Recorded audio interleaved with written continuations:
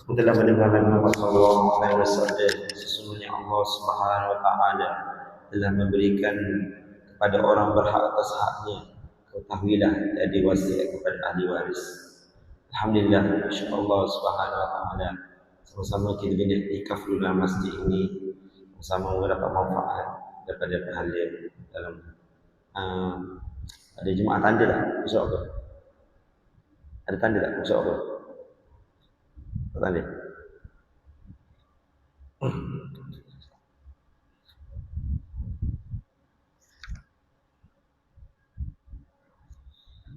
Ada tanda? Surat? Ada tanda? Tak ada. Okey, selalu ada yang masuk mata je tanda. Okey, bismillahirrahmanirrahim.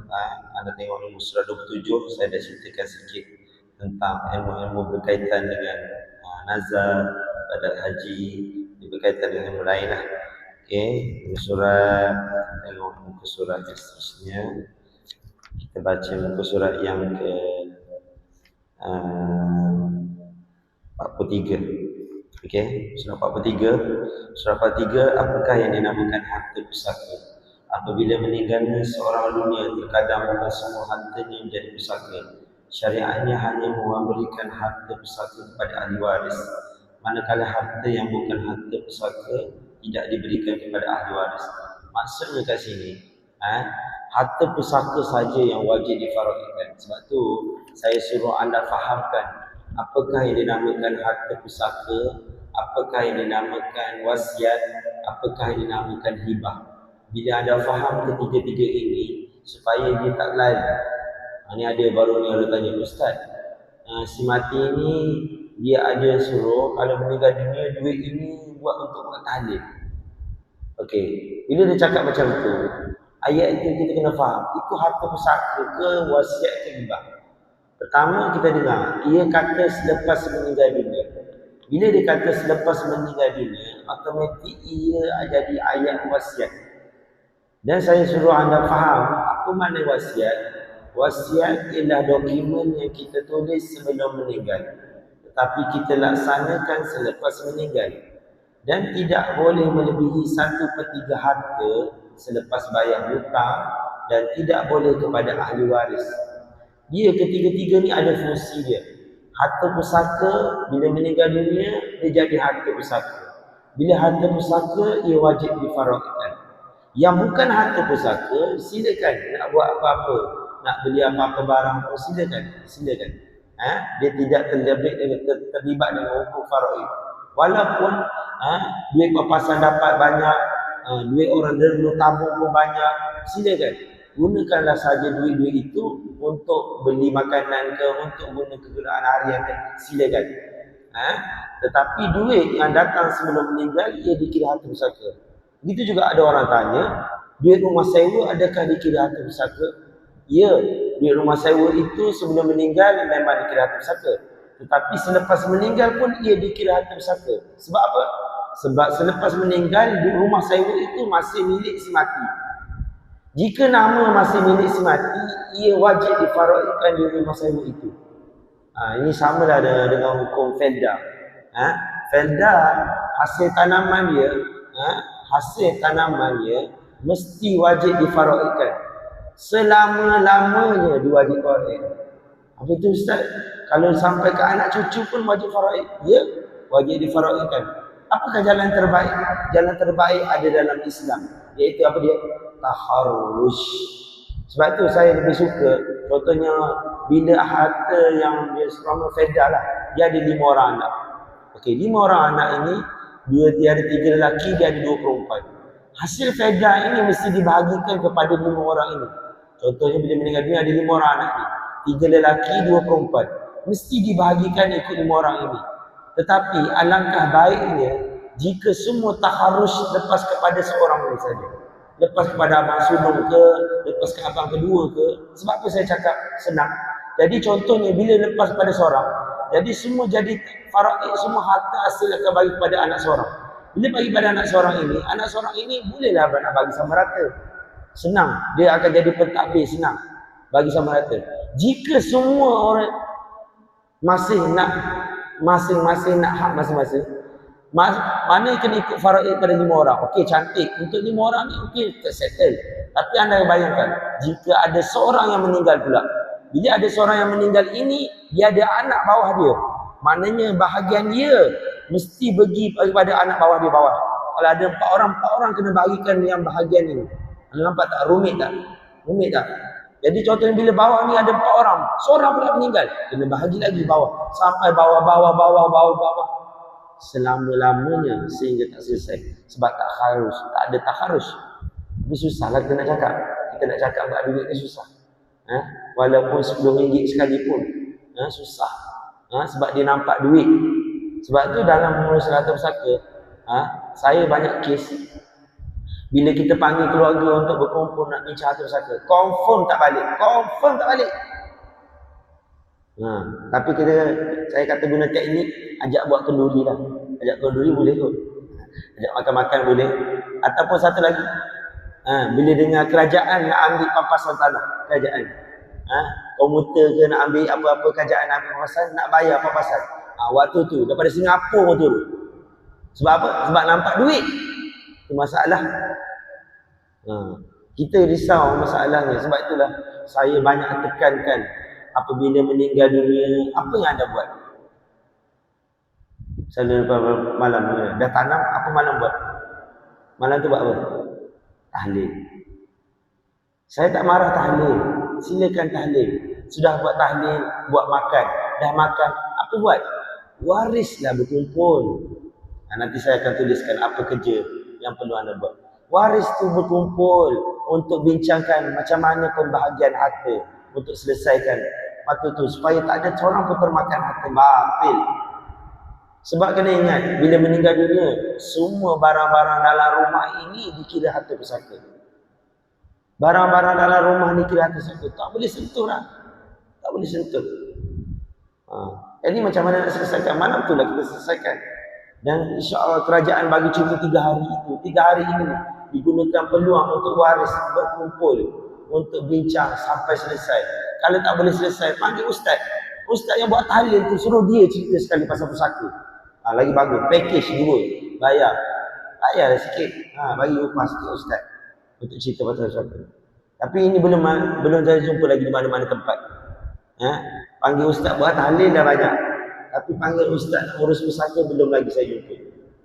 Padahal benda ini penting untuk uruskan.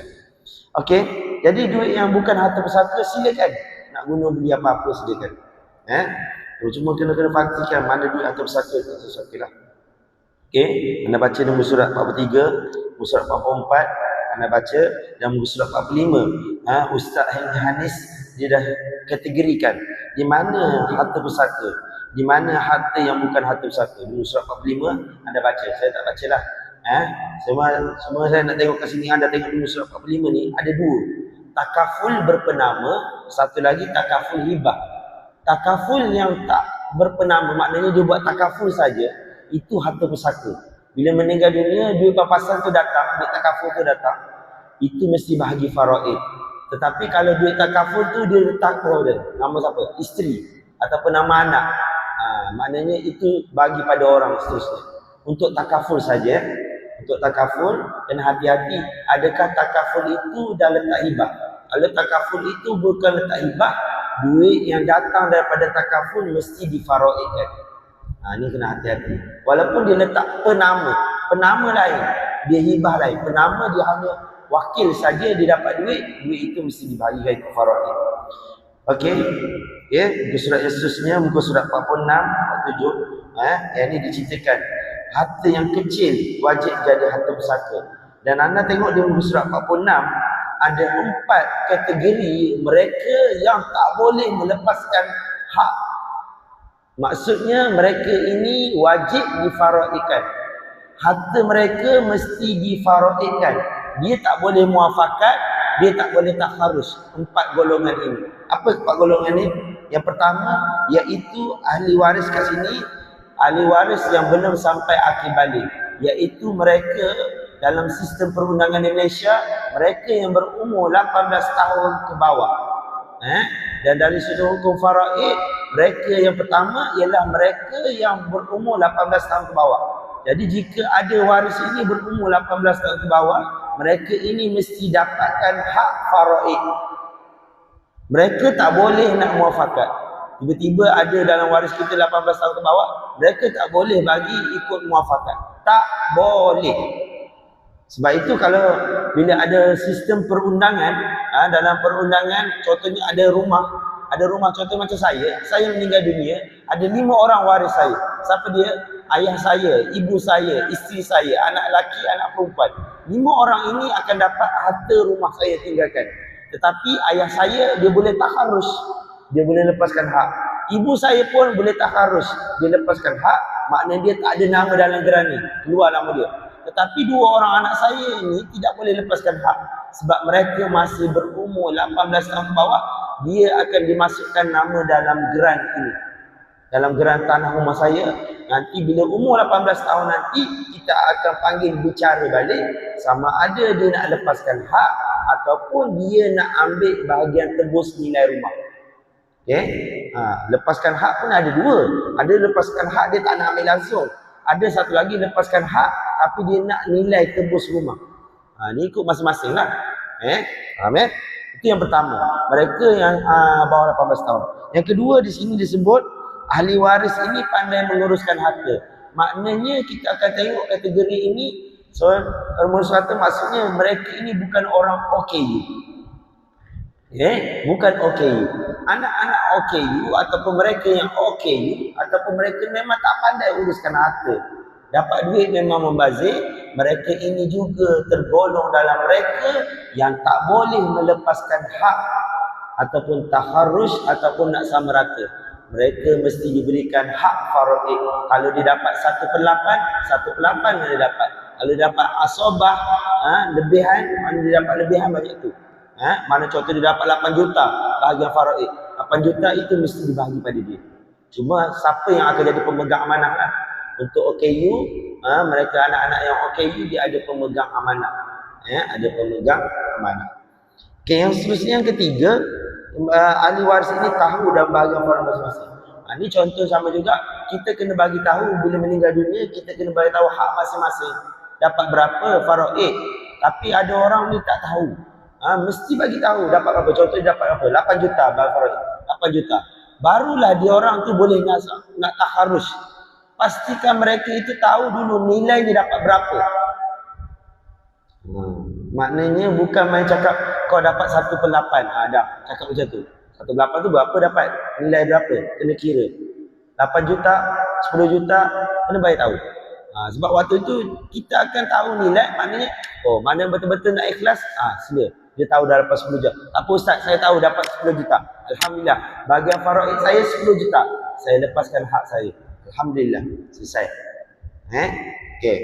Yang seterusnya yang keempat, ahli waris mengizinkan secara sukarela sama ada wajar wajib bayar pada mereka ditebus dan dibayar. Yang ni saya cakap ni. Contoh macam rumah saya, harga rumah saya 6 juta. Ayah saya dapat 1/6. Maknanya ayah saya akan dapat 1 juta daripada rumah ni. Okey. Pertama, ayah saya dia nak taharus. Dia tak nak ambil langsung daripada bahagian rumah ni. Maknanya dia taharus, dia melepaskan hak 1 juta tadi. Dan dia tak ambil langsung nilai rumah ini. Alhamdulillah. Dan dia isi borang DDA, borang pembahagian harta pusaka, dia lepaskan hak dan dia tak ambil faraid. Okey. Yang kedua, dia taharus juga, dia lepaskan hak. Tapi dia kata dengan syarat dia nak nilai rumah ini yang bahagian faraid dia. Contoh dia dapat berapa tadi? 1 juta. Dia nak 1 juta dan dia lepaskan hak bahagian nama dia dikeluarkan pada rumah dia. Dah faham? Amin. Tak faham tanya je. Sudah saya ni kena atas. Kita ada lebih kurang 2 kali lagi sebelum Ramadan. Okey. Dan di sini itulah 4 kategori yang saya sebutkan tadi.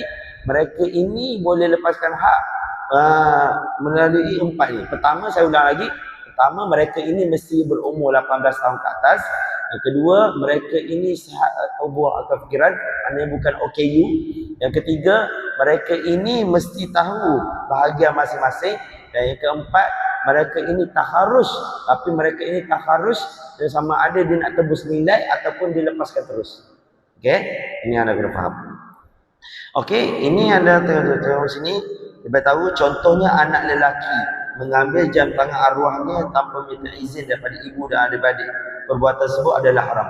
Ini banyak berlaku.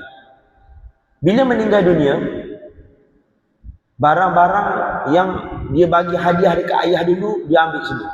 Jam dia ambil, ataupun ibu, barang kemas dia bagi barang ibu, dia ambil balik. Hukumnya apa? Hukumnya haram.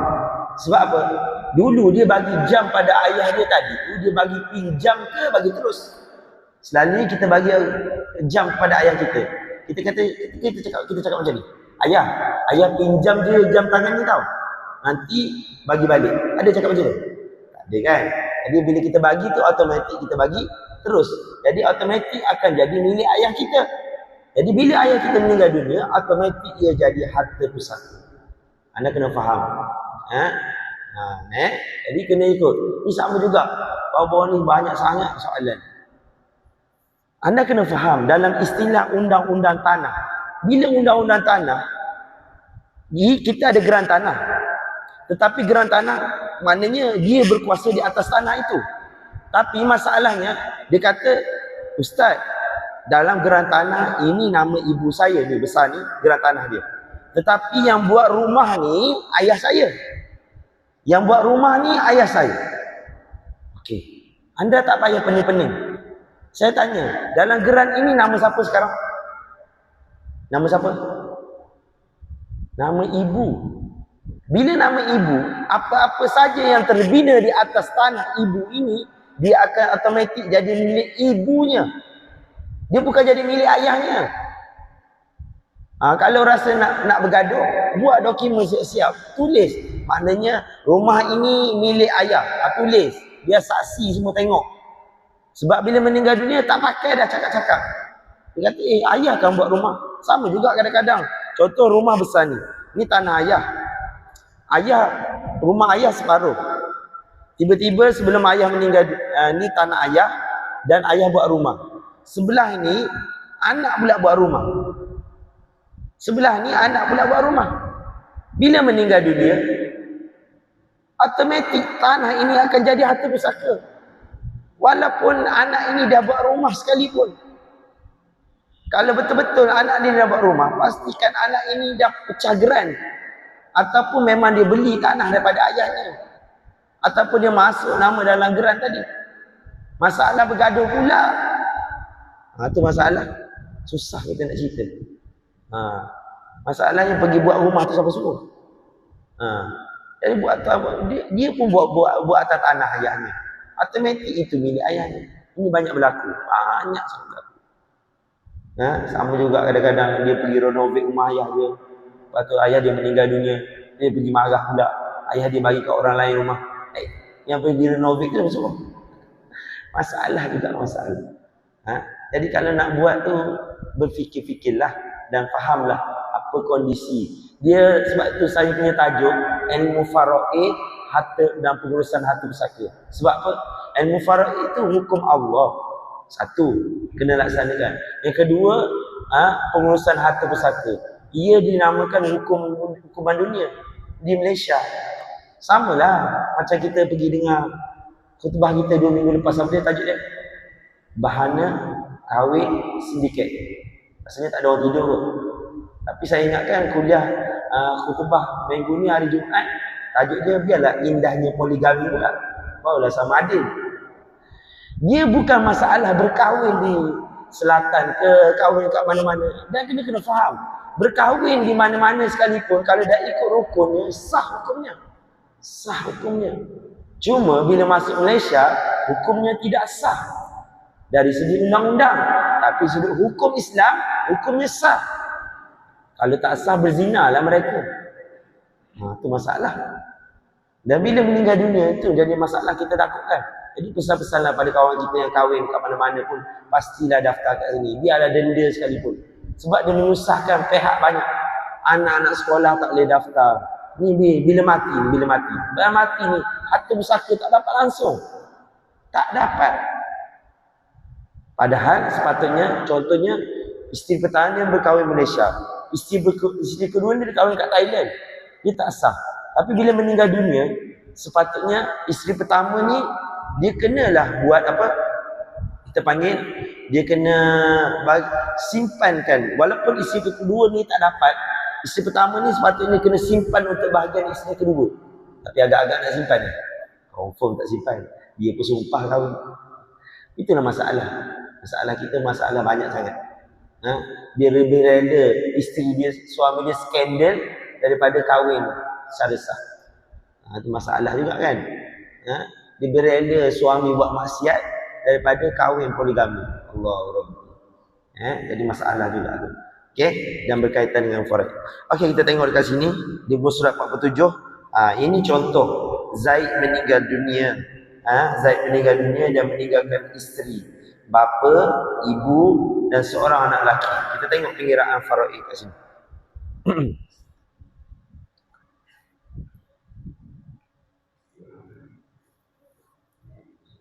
Okey, isteri meninggal dunia. Ni si mati. Saya guna ayat si mati. Si mati, dia meninggal dunia, dia ada ibu. IB ibu. Ada isteri dan dia ada anak lelaki. Apa itu?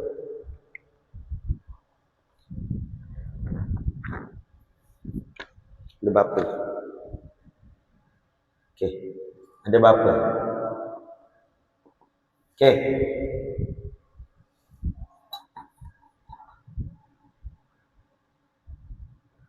Si mati ini ada bapa, BP bapa, ibu, isteri, anak lelaki. Mana si mati ni siapa? Si mati ni siapa? Si mati ni suami lah sebab ada isteri.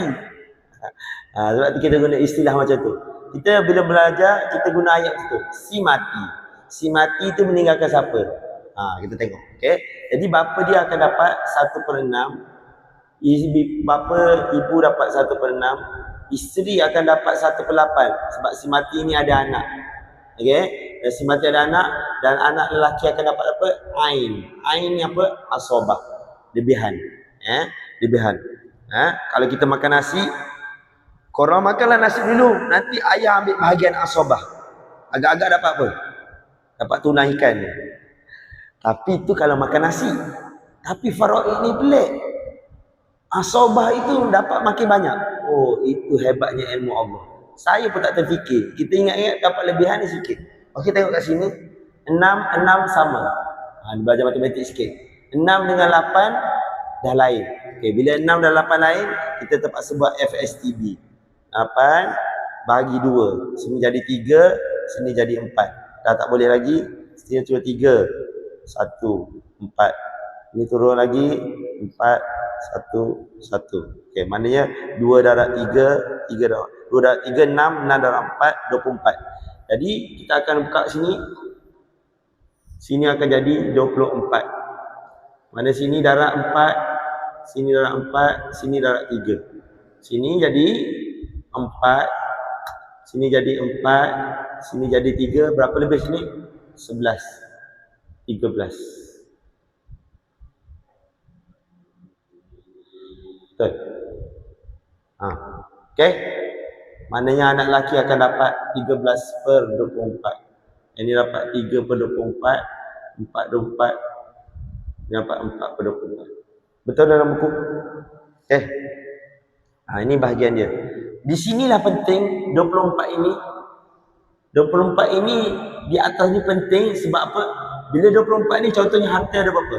Harta ada 24 juta. 24,000 lah. Harta ada 24,000. Maknanya kena bahagi 24 untuk dapatkan satu bahagian. Maknanya 1,000.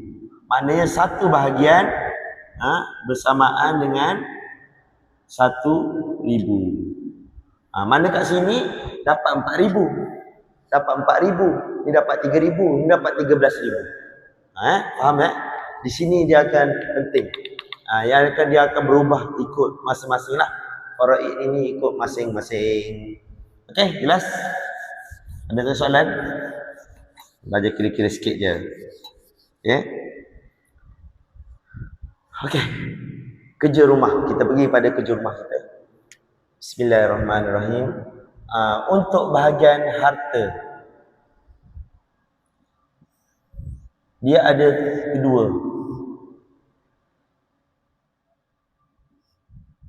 Perancangan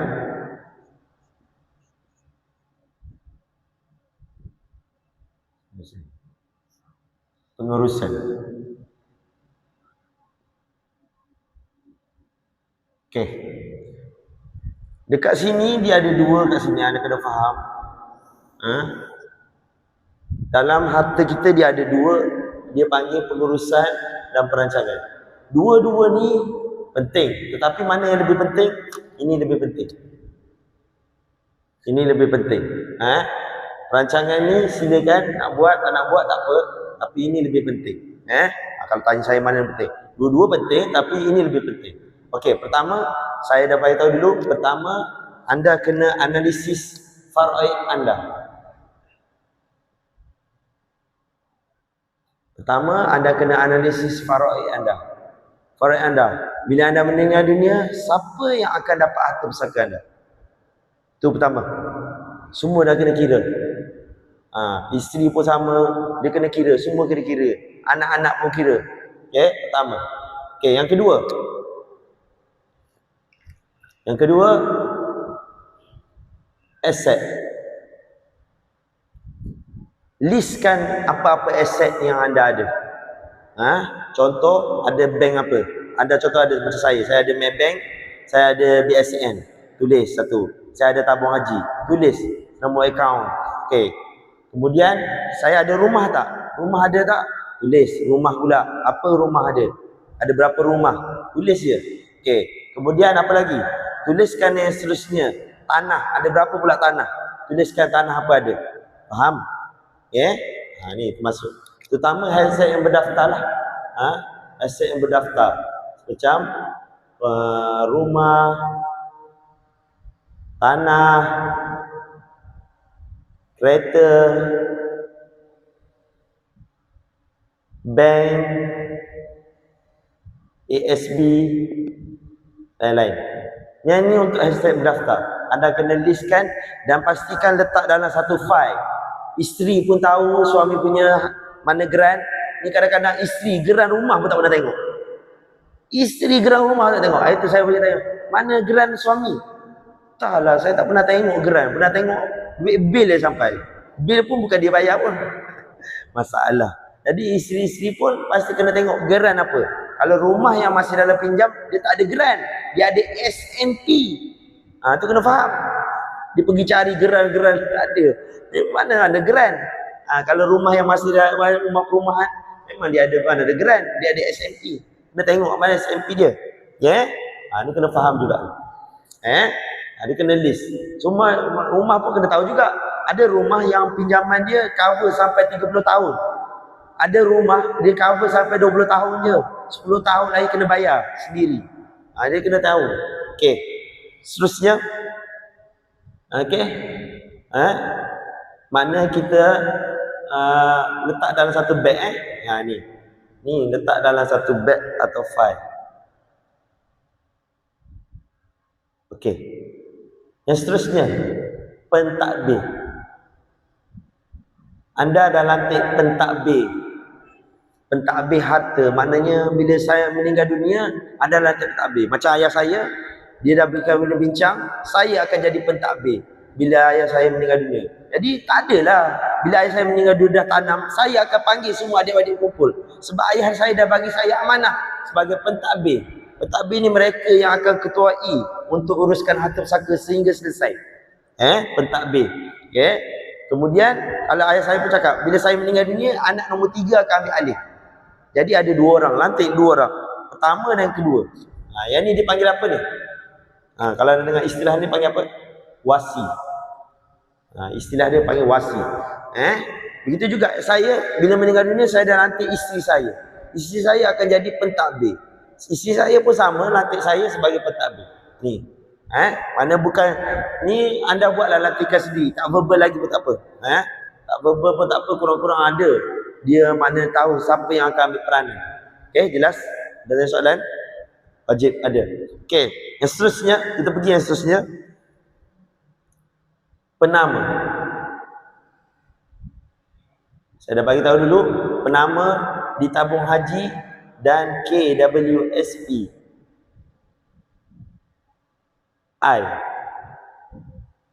Mesti buat penama.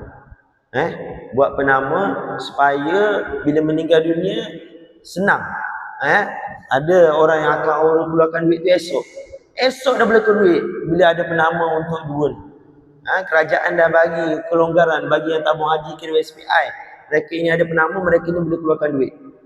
Cuma saya dah sampai tahu dah dulu kan, penama ini bukan dia hak mutlak, dia hanya sebagai pentadbir dan dia kena bahagikan duit yang dia dapat tu mesti ikut hukum faraid, bukan dapat hak mutlak pada dia. Okey, jelas? Okey. Yang seterusnya ada pentadbir ni kena faham. Okey. Yang seterusnya khairat kematian. Khairat kematian saya kata wajib. Ini memang wajib lah. Pastikan semua ada khairat kematian. Termasuk anak-anak anda pun ada khairat kematian. Wajib. Bayaran tak mahal. Sini RM50. 25. Satu orang. Satu keluarga. Satu borang. Satu borang tu dalam tu ada berapa? Yelah, kira satu keluarga lah. Satu keluarga. Okey. Betul lah tu. Saya punya macam tu lah. Satu keluarga tapi anak bawah 18 kena ambil sendiri. Dia sekira satu keluarga, bayaran untuk satu keluarga. Macam tempat saya RM40, 1 tahun, satu keluarga. Sampai anak umur 18 tahun je. 18 tahun, 19 tahun ambil sendiri. Sebab tu saya kata ni kena tahu ni. Ni orang muda-muda tak nak ambil. Dia rasa dia tak mati lagi. Masalah ni. Katanya ramai mati muda-muda. Jadi bila meninggal dunia, anda kena bayar. Kalau anda tak ambil ni, anda kena bayar sekaligus 1,200. Leceh. Dan anda kena cari lagi. Jadi ini fungsi khairat kematian. Jelas? Okey. Yang ni bersama satu lagi yang saya tekan kat sini. Anda tahu pentadbir ni kena tahu. Dia mesti tahu nak urus sendiri. Mesti nak urus sendiri. Ataupun kita panggil satu lagi nak gunakan istilah khairat pusaka. Khairat pusaka pun sama istilah macam ni. Dia caruman bulan-bulan. Tapi dia mahal sikit lah. Dia mahal sikit lah. Urus sendiri murah. Tapi anda kena tahulah step dia. Sebab tu pentadbir ni pastikan, contoh macam saya cakap, contoh macam saya dengan isteri saya. Saya cakap isteri saya, nanti kalau abang meninggal dunia boleh urus tak? Dia kata, susahlah. Susah. Saya terpaksa gunakan syarikat lah untuk cari, untuk uruskan khairat pusaka saya. Tapi bila dia pula tanya saya, saya bolehlah urus. Mana saya tak boleh gunakan syarikat. Mana saya pun tahu step nak buat, silakan. Bukan ada masalah pun. Yang penting anda nak buat. Saya kata pastikan selesai. Sebab itu penting nanti yang pentadbir. Pentadbir pun orang amanah juga. Ni kadang-kadang bila meninggal dunia baru lantik. Pilih pula orang pencen. Orang pencen pun malas juga. Dia pun tak tahu apa stepnya. Jadi sebab itu bersedia siapa yang uruskan hati pusaka. Okey, ini antaranya yang kena buat. Bahagian pengurusan yang wajib anda buat. Okey, di bahagian perancangan dia tidak wajib tapi boleh buat apa dia, iaitu hibah ataupun wasiat. Silakan. Dia tak wajib tetapi perancangan yang bagus untuk buat, terutama bentuk aset. Saya kata macam contoh macam rumah ni. Dia ada rumah ni ada 9 anak. Ada 9 anak. Adakah logik bila dia meninggal dunia dia akan masuk nama 9 anak dalam rumah ni? Saya tanya logik ke tak? 9 keluarga nak duduk atas rumah ni? Tak logik. Jadi perlu buat perancangan. Siapa yang akan duduk rumah ini? Itu perbincangan lama dah. Sebab tu saya kata antara benda yang perlu lagi kat sini ialah perbincangan. Perbincangan keluarga.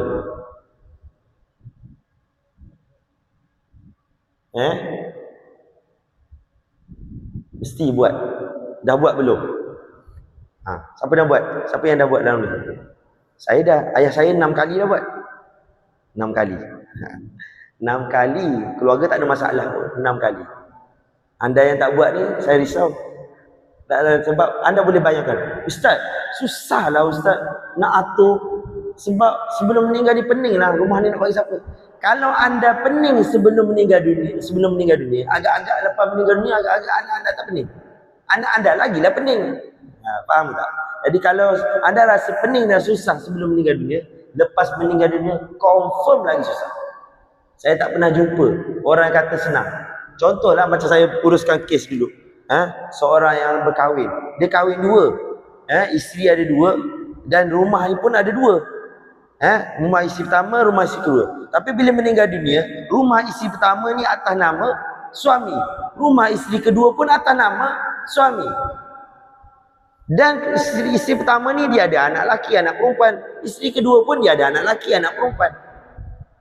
Anda kena tengok, bila ada dua rumah macam ni, dua rumah ni milik suami dia. Bila meninggal dunia, automatik kedua-dua rumah ini akan jadi harta pusaka. Bila jadi harta pusaka, yang sebelah keluarga sini pun ada berhak atas rumah ni, yang sebelah sini pun berhak atas rumah ni. Anda tengok cacat marba tak? Dia akan menyusahkan. Sebab kita kena tanya seorang-seorang. Ni lepas anak ni. Sebab tu yang anak pertama tu mai jumpa saya. Dia kata, Ustaz, tak boleh ke Ustaz buat win to win? Dia pula ajar kita buat win to win. Oh, pandai pula win to win. Maknanya dia kata, yang ni bagi isteri pertama, yang ni bagilah isteri kedua, kan senang Ustaz. Itu sebelum hidup. Ni penting. Inilah penting. Perancangan. Belum hidup. Sepatutnya sebelum dia mati tu, dia dah tukar nama isteri dia. Tukar nama. Kalau tak nak buat hibah pun, kata kos sama je. Tukar nama pun ada kos juga. Mana tukar nama? Serah pada isteri pertama, serah pada isteri kedua. Tapi kena syarat dua. Kalau tukar nama ni selalunya rumah yang dah habis bayar lah. Kalau rumah tak habis bayar, susah nak tukar nama. Kena buat hibah lah. Tapi kena buat lah. Sebab kalau tak buat, dia akan jadi masalah. Saya tak pernah lagi jumpa isteri dua dia baik. Isteri kedua, tiga ni memang baik.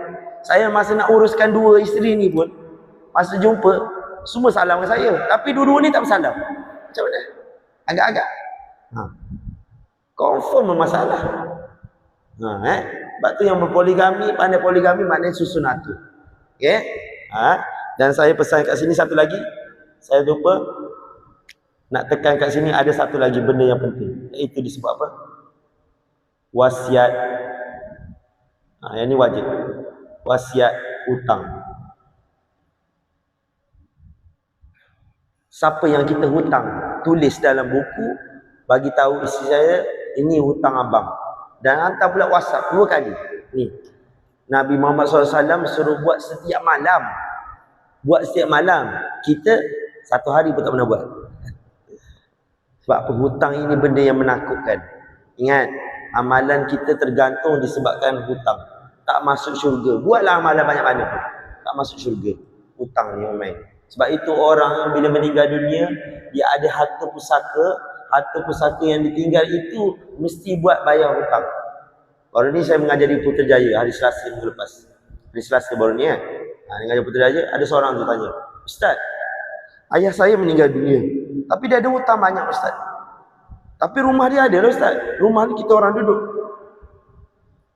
Habis tu, macam mana Ustaz? Saya kata wajib gadai rumah tadi untuk bayar hutang ayah tadi. Wajib gadai. Ustaz, sayanglah Ustaz rumah tu nak gadai. Saya tak kata gadai kepada orang luar. Gadai orang keluarga sendirilah beli. Silakan. Keluarga sendirilah beli. Bukan saya suruh gadai orang lain. Yang penting dapat duit itu bayar hutang. Waktu itu waris tak boleh ambil satu harta pusaka pun selagi hutang si mati dia tak selesai. Faham ke tak? Maksud saya gadai itu gadailah kepada keluarga sendiri pun silakan. Yang ni pun bermasalah juga. Kadang-kadang bila bergaduh tentang harta pusaka, dia lebih rela jual rumah ini kepada orang luar. Sebab apa? Nak dapat nilai tinggi. Waktu ini anda kena berfikir, memang kita boleh jual kepada orang luar untuk dapat nilai tinggi. Tapi anda sanggup ke rumah yang anda duduk ini bersama ibu bapa anda? Sepatutnya rumah yang ayah anda tinggalkan ini nak bagi pada anak-anak dia. Tahu, nak bagi pada anak-anak dia duduk yang tak ada duit. Tapi masalah kita di undang-undang Malaysia ni mesti pemilikannya tetap seorang. Tapi kalau nak bagi pada orang luar, bayar pada orang luar, mana dapatlah harga tinggi. Dalam faraid ni tak semestinya bagi orang luar. Mana bagi keluarga sendiri lagi bagus. Tapi nilai faraid itu mesti dipersetujui semualah. Itu kena faham. Kena faham. Itu sebab tu saya kata, bila meninggal dunia susah sikit nak perbincangan. Kecuali semua keluarga belajar faraid. Kalau semua belajar faraid, tak bayar buat hibah wasiat pun. Confirm, selesai. Confirm. Tapi agak-agak boleh ke? Baru ni saya mengajar di Selasa minggu lepas. Saya dapat pergi mengajar di Lembah Keramat kat Zoo Negara tu, jauh. Pergi ke sana, ada seorang pakcik umur 74 tahun. Dia tanya, "Ustaz, ni pelajaran apa Ustaz? Saya dah umur 74 tahun tak pernah dengar pelajaran ni, faraid." Dia pula marah kat pengurusi. Pengurusi tak pernah buat kuliah faraid. Pengurusi terkedu-kedu senyap. Lepas tu pengurusi pun sama, tak pernah belajar lagi. Lepas tu pengurusi pula jumpa saya depan, "Ustaz, tolong Ustaz ngajar saya." "Oh, jauhnya." "Tak apalah. Bolehlah nanti sebelum Ramadan, lepas Ramadan kita fikir lain." Sampai dia marah sebab tak pernah jumpa. Sedih kan? Kita bagi dalam azab, insya-Allah. Ada soalan boleh tanya lepas ni.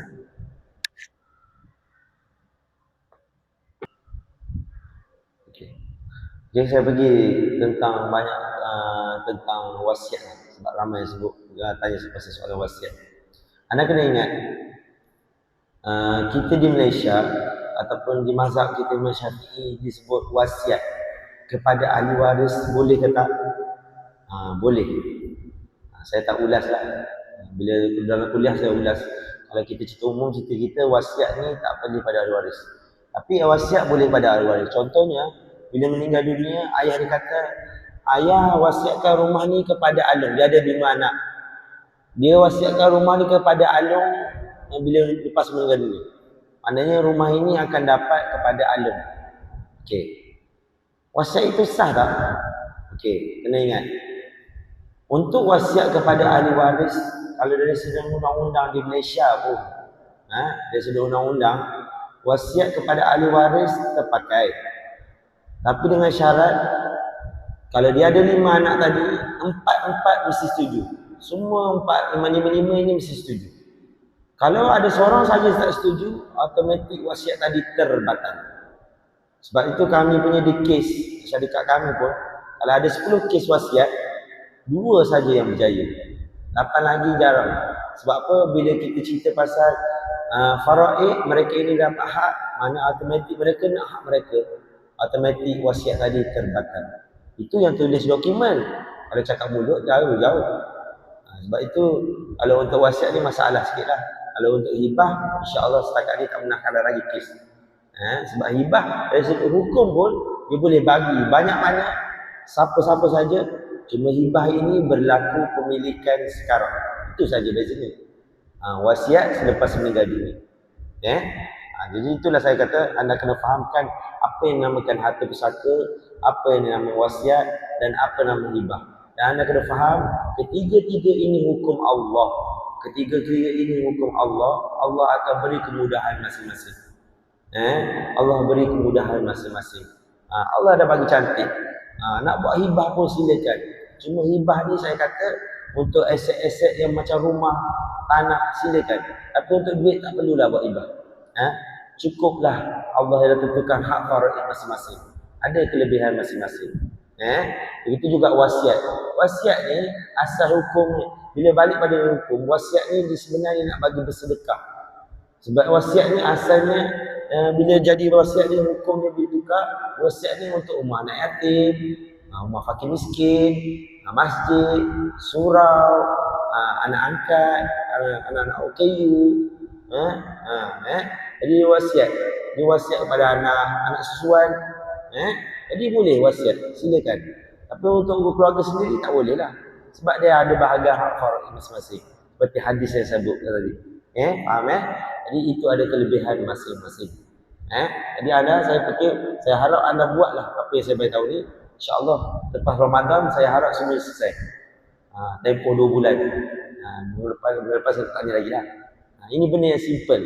Kalau anda tak boleh buat macam ni, anda tak payah sembang pasal satu-satu. Confirm tak selesai. Dan kalau saya survei seorang-seorang dalam ni pun semua ada masalah masing-masing.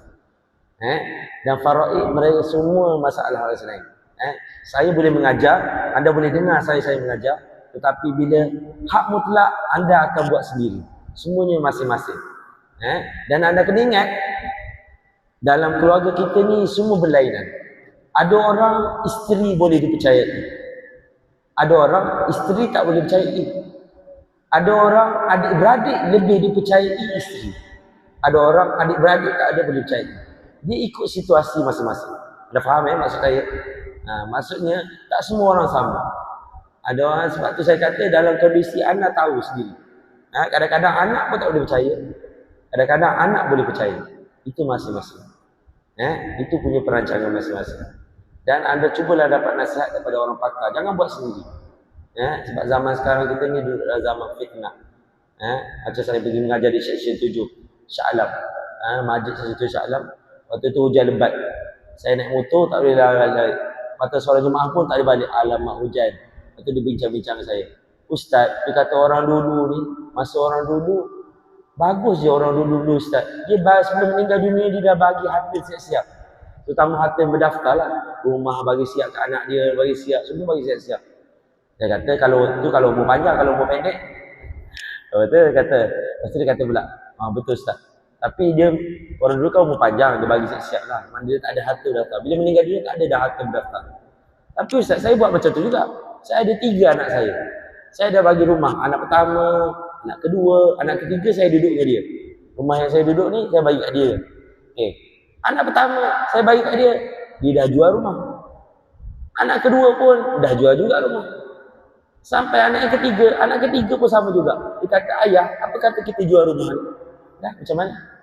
Itu situasi sekarang. Itulah hakikat zaman sekarang.